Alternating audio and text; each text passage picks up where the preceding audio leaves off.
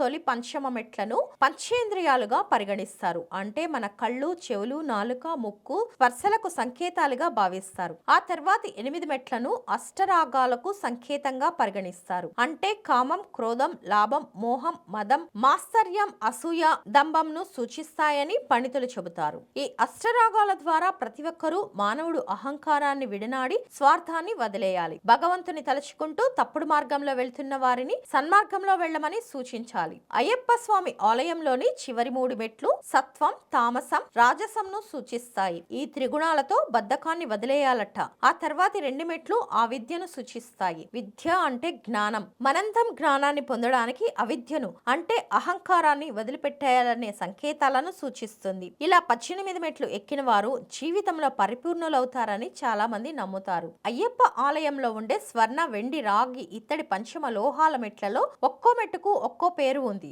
ఆణిమ, లఘిమ, మహిమ, ఈశ్వత, వశ్యత, ప్రాకామ్య, బుద్ధి, ఇచ్ఛ, ప్రాప్తి, సర్వకామ, సర్వ సంపత్కర, సర్వ ప్రియంకర, సర్వ మంగళాకార, సర్వ దుఃఖ విమోచన, సర్వ మృత్యు ప్రశమన, సర్వ విఘ్న నివారణ, సర్వాంగ సుందరి, సర్వ సౌభాగ్యదాయక అనే 18 పేర్లు ఉన్నాయి. అయ్యప్ప స్వామి ఆలయాన్ని చేరుకోవాలన్నా కూడా 18 కొండలను దాటాల్సి ఉంటుంది. అంటే మణికంఠుడు 18 కొండలను దాటొచ్చిన వారికే తన దర్శన భాగ్యం ఇవ్వనున్నారు. ఈ సందర్భంగా 18 కొండల పేర్లేంటో తెలుసుకుందాం. పొన్నాంబళమేడు, గౌదవమల, నాగమల, సుందరమల, చిట్టంబలమల, దైలాదమల, శ్రీపాదమల, కలిగమల, మాతాంగమల, దేవమల, నీల్కాల్మల, దాలప్పార్మల, నీలిమల, కరిమల, పుత్తుసేరిమల, కళైకట్టిమల, ఇంజప్పారమల, శబరిమల. ఈ కొండలు మనలో ఉండే లక్షణాలు, ఉండకూడని దుర్గుణాలన్నిటినీ సంకేతంగా పండితులు చెబుతారు. అందుకే 18 కొండలు, 18 మెట్లను ఎక్కిన వారికి మాత్రమే దర్శన భాగ్యం కలుగుతుంది.